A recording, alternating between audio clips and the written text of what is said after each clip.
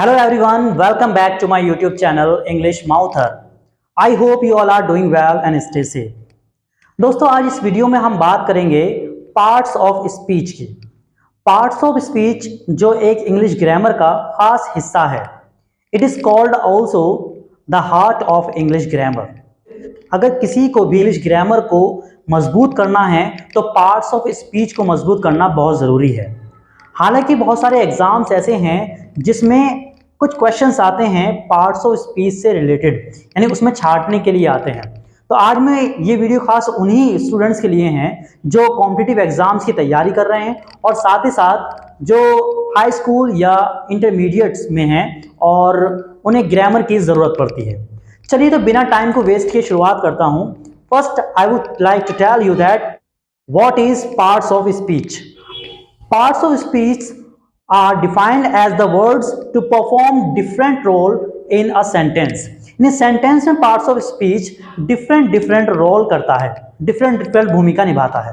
Okay यानी कोई भी एक शब्द होता है तो उसका जो रूप होता है वो कई तरह से इस्तेमाल किया जाता है। कभी वो नाउन की तरह इस्तेमाल करते हैं, कभी वो प्रोनाउन की तरह इस्तेमाल करते हैं। तो ये पहचानना बहुत जरूरी होता है।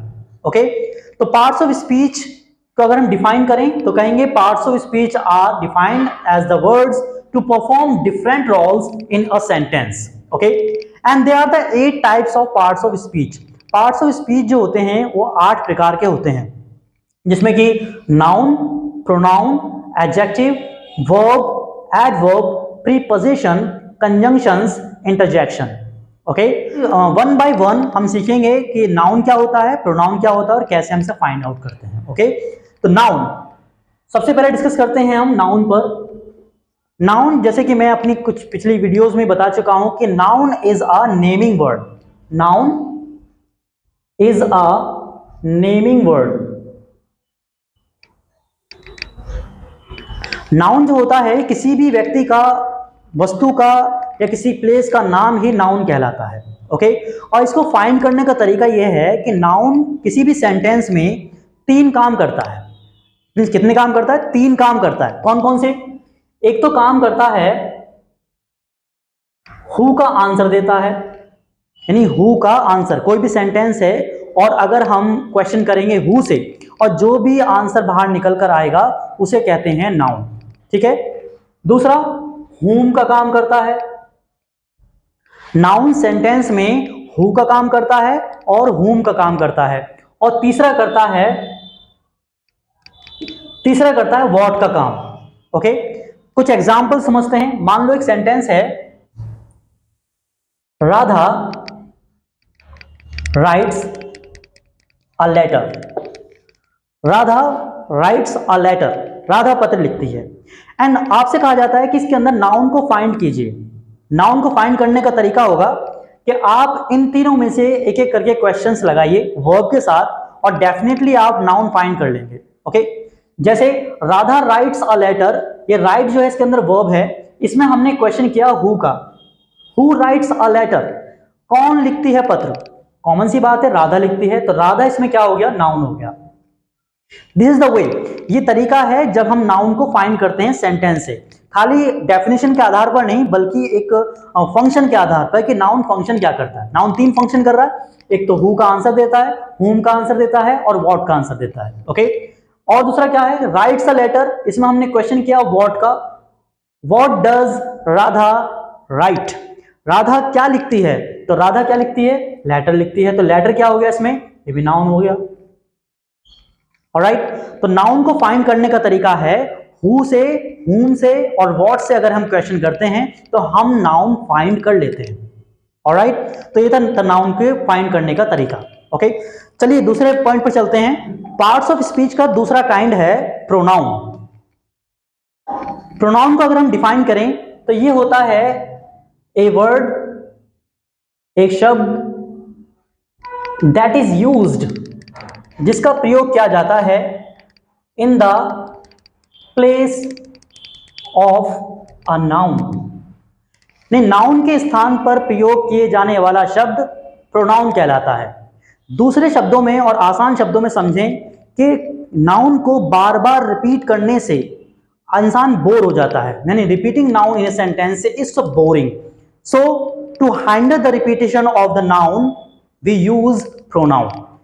नाउन को दोहराने से, बार बार दोहराने से इंसान बोर हो जाता है और ये सही भी नहीं होता, तो उसके स्थान पर जो यूज किया जाता है उसे कहते हैं प्रोनाउन। ओके, कुछ एग्जांपल समझते हैं। जैसे Ravi is my friend, Ravi मेरा दोस्त है। He helps me when I am in, वह मेरी मदद करता है जब भी मुझे जरूरत होती है। ओके, तो हम क्या देख रहे हैं कि Ravi is my friend and Ravi helps me when I am in need, क्योंकि मदद जो करता है वो रवि ही करता है। ओके, तो हमने दोबारा रवि ना लिखकर हमने क्या लिखा है, ही लिखा है। ओके, तो नाउन रवि है और रवि के स्थान पर हमने जो वर्ड इस्तेमाल किया उसे कहते हैं प्रोनाउन। ओके, तो pronoun is a word that is used in the place of a noun. अगर नाउन के स्थान पर जो भी शब्द हम इस्तेमाल करते हैं, ही करते हैं, शी करते हैं, दे, इट, यू, वी, ये सभी क्या होते हैं, प्रोनाउन होते हैं। ओके, तो ही क्या हुआ यहां पर, एक प्रोनाउन वर्ड हुआ। ऑलराइट, अगला काइंड होता है पार्ट्स ऑफ स्पीच का एडजेक्टिव। ओके, एडजेक्टिव को अगर हम डिफाइन करें तो ए वर्ड दैट क्वालिफाइज, जो क्वालिफाइज करता है अ नाउन और अ प्रोनाउन, जो नाउन और प्रोनाउन को क्वालिफाइज करे उसे हम कहते हैं एडजेक्टिव। ओके, यानी नाउन या प्रोनाउन की क्वालिटी बताए, उसके बारे में कुछ ना कुछ बताए, चाहे उसका साइज बताए, उसका रूप बताए, उसका रंग बताए, उसका आकार बताए, कुछ भी बताए एक्स वाई जेड, या उसकी संख्या बताए, वही सब क्या कहलाता है, एडजेक्टिव कहलाता है। ओके, एग्जाम्पल समझते हैं। जैसे Sameer is handsome, Sameer is handsome, Sameer कैसा है, हैंडसम है। और समीर जो है वो एक नाउन है और नाउन की क्वालिटी बताई जा रही है कि समीर कैसा है, तो समीर जो है वो हैंडसम है। तो handsome is word that is telling the quality of Sameer, और समीर इज अ नाउन। और जब कोई शब्द यानी कोई वर्ड किसी नाउन की क्वालिटी बताता है तो वो वर्ड पार्ट्स ऑफ स्पीच में एडजेक्टिव कहलाता है। तो ये हैंडसम वर्ड क्या हुआ, एडजेक्टिव। ओके, जैसे कि मैंने कहा कि नाउन या प्रोनाउन, नाउन की या प्रोनाउन की क्वालिटी बताता है, तो प्रोनाउन भी हो सकता है। जैसे she is beautiful, she is beautiful यानी कि वो कैसी है, सुंदर है।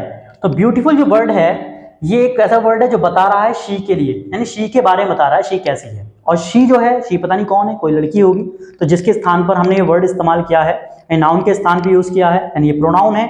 और प्रोनाउन के लिए जो क्वालिटी बताने वाला शब्द है वो है ब्यूटीफुल, तो ब्यूटीफुल भी क्या हो गया यहाँ पर, एडजेक्टिव वर्ड हुआ। Is that clear? तो adjective is a word that tells the quality of a noun और प्रोनाउन। एडजेक्टिव वो शब्द है जो नाउन या प्रोनाउन की क्वालिटी बताता है, उसे हम कहते हैं एडजेक्टिव।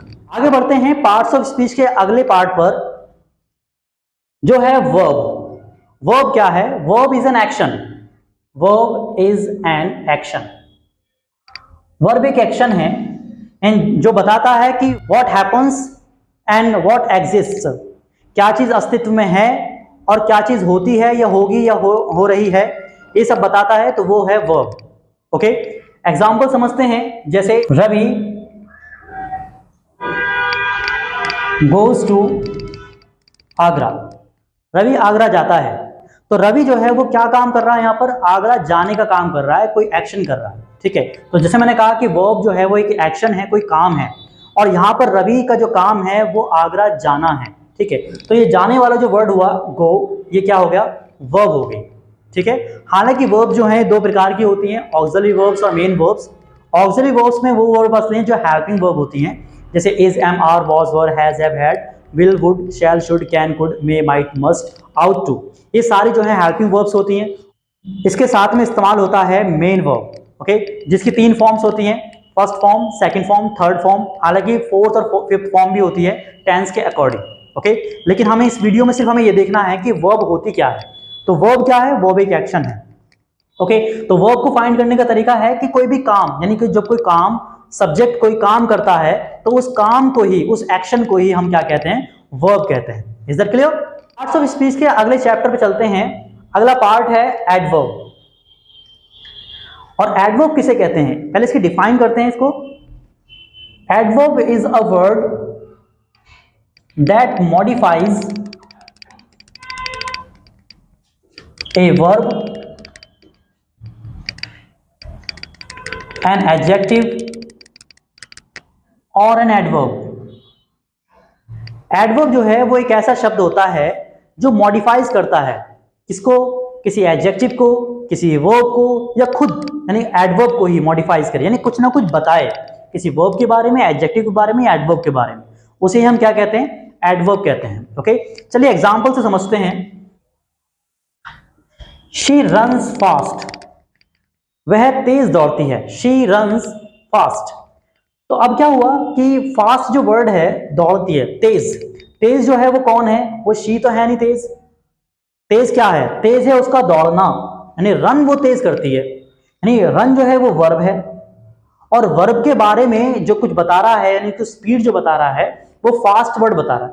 तो फास्ट वर्ड जो है वो मॉडिफाइज कर रहा है किसको, वर्ब को, और वर्ब को मॉडिफाइज करने वाला शब्द क्या कहलाता है, एडवर्ब कहलाता है। तो फास्ट जो वर्ड हुआ ये हुआ एडवर्ब।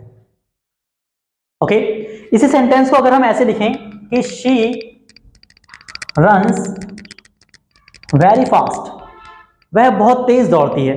ओके, तो बिल्कुल सेम कंडीशन है कि फास्ट जो है वो उसकी दौड़ है, उसका दौड़ना तेज है, और वेरी जो है बहुत, वो क्या चीज है, वो फास्ट है, यानी वेरी फास्ट है, फास्ट रन है, और रन जो है वो है वर्ब, और फास्ट जो है वो है एडवर्ब। ओके, तो एडवर्ब को मॉडिफाइज करने वाला शब्द भी एडवर्ब, और वर्ब को मॉडिफाइज करने वाला शब्द भी एडवर्ब। तो इसका मतलब क्या हुआ, वेरी और फास्ट दोनों ही वर्ड एडवर्ब है। Okay, you can find easily. Alright, parts of speech के अगले पार्ट पे चलते हैं, वो है प्रीपोजिशन। प्रीपोजिशन जो एक खास हिस्सा है इंग्लिश ग्रामर का, और बहुत जरूरी भी होता है उसको सीखना। हालांकि ये एक बहुत बड़ा चैप्टर है, इसको समझने के लिए मैं एक खास अलग से वीडियो बनाऊंगा। प्रीपोजिशन, प्रीपोजिशन का काम क्या है, preposition is a word that tells the relationship among all parts of speech। यानी preposition is a word that tales relationship among all parts of speech. जितने भी पार्ट्स ऑफ स्पीच होते हैं, या जितने भी वर्ड्स होते हैं, नाउन है, प्रोनाउन है, एडजेक्टिव है, वर्ब है, प्रीपोजिशन है, कंजंक्शंस है, इन सबका आपस में क्या रिलेशन है, ये सिर्फ और सिर्फ प्रीपोजिशन से पता चलता है। प्रीपोजिशन का मतलब है कि इसका दो शब्दों का आपस में क्या रिलेशन है, क्या रिलेशन है ये बताता है। ओके, एग्जांपल समझते हैं, जैसे he is in the room, वह कमरे में है, राइट। तो ये इन जो वर्ड है ये बता रहा है कि वह का यानी ही का और रूम का आपस में क्या रिलेशन है। रिलेशन ये है कि वह जो व्यक्ति है वो कमरे के अंदर है, ये पोजीशन बता दी, उसकी स्थिति बता दी कि वो कहां पर है, राइट। और अगर इनकी जगह पर मैं ये कर दूं out of, he is out of room, यानी कि वह कमरे के बाहर है, प्रीपोजिशन बदली और स्थिति बदल गई, रिलेशनशिप बदल गया। ओके, तो नाउन या यहाँ पे प्रोनाउन है, नाउन है, इन दोनों का जो आपस में क्या रिलेशनशिप है ये बताइए प्रीपोजिशन में। ओके, तो प्रीपोजिशन एक ऐसा शब्द है जो पार्ट्स ऑफ स्पीच के बीच में जो भी रिलेशनशिप होती है, जगह की, प्लेसिंग की, ओके, टाइम की, ये सब बताता है preposition. Alright, parts of speech का अगला पार्ट है कंजंक्शन। कंजंक्शन किसे कहते हैं, conjunction is a connector. Conjunction जो होता है वो होता है connector. Conjunction is a word that is used to combine two और मोर देन टू सेंटेंसेस और two words, is called conjunction. Conjunction होता है दो या दो से अधिक शब्दों को या दो से अधिक सेंटेंसेस को जब आपस में कंबाइन करना हो, तो जिस शब्द की हेल्प से हम कंबाइन करते हैं तो उसे कहते हैं कंजंक्शन। ओके, एग्जांपल के लिए समझते हैं, ही प्लेज, वह खेलता है, but his brother does not play।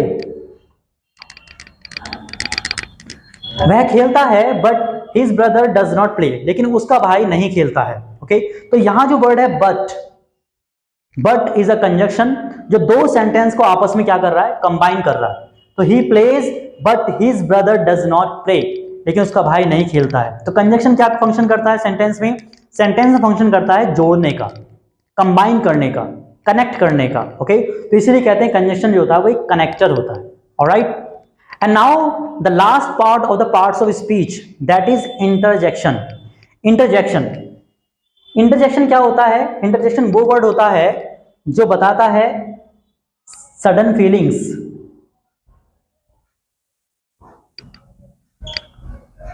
Sudden feelings यानी जो अचानक से जो कुछ भी हो जाए उसे बताता है इंटरजेक्शन। ओके, या फिर सरप्राइज, ऐसे कर सकते हैं, सरप्राइज बताता है, सोरो, हैप्पीनेस, पेन, इस तरह की जो फीलिंग्स अचानक से जो पैदा होती हैं उन सबको बताता है इंटरजेक्शन। एग्जाम्पल समझते हैं, जैसे wow what a car, wow what a car. तो वाओ जो वर्ड है, वाओ, इसके बाद में एक्सक्लेमेशन साइन है। ओके, तो ये जो है ये एक सरप्राइज दर्शा रहा है, यानी आश्चर्य। जब भी कभी आप कोई अद्भुत चीज देखते हैं, यूनिक चीज देखते हैं, तो आपके मुंह से जो भी फीलिंग्स बाहर आती है, जो भी वो फील करने के बाद जो भी शब्द बाहर आता है उसे कहते हैं इंटरजेक्शन। जैसे वाओ, व्हाट, व्हेन, हाउ, जब सरप्राइज होकर के आप पूछ रहे हैं। ओके, या फिर हम कह सकते हैं एलास, ऐसे कहते हैं एलास, जब दुख की बात होती है, एलास शी इज नो मोर, हाय वो नहीं रही। तो एलास जो वर्ड हुआ ये भी क्या हुआ, इंटरजेक्शन हुआ। ओके, जैसे आउच, उप्स, ओह, इस तरह के वर्ड सब इंटरजेक्शन होते हैं। यानी इंटरजेक्शन का मतलब है वैसे शब्द जो आपकी फीलिंग्स को दर्शाते हैं, सडन फीलिंग, अचानक से कोई फीलिंग्स आए तो उसे बोलते हैं इंटरजेक्शन। ओके, या कोई आपको पिन चुबा देता है, जो भी आपके मुंह से वो आवाज निकलती है उसे कहते हैं इंटरजेक्शन। ये होते हैं इंटरजेक्शन। ऑलराइट, तो ये थे पार्ट्स ऑफ स्पीच जिनके 8 पार्ट्स होते हैं, noun, pronoun, adjective, verb, adverb, preposition, conjunction, interjection. Okay, I hope this video will help you to recognize the what is the word is playing a role in a sentence. Okay, thanks for watching this video. I will meet you in the next video. Until then, have a nice time.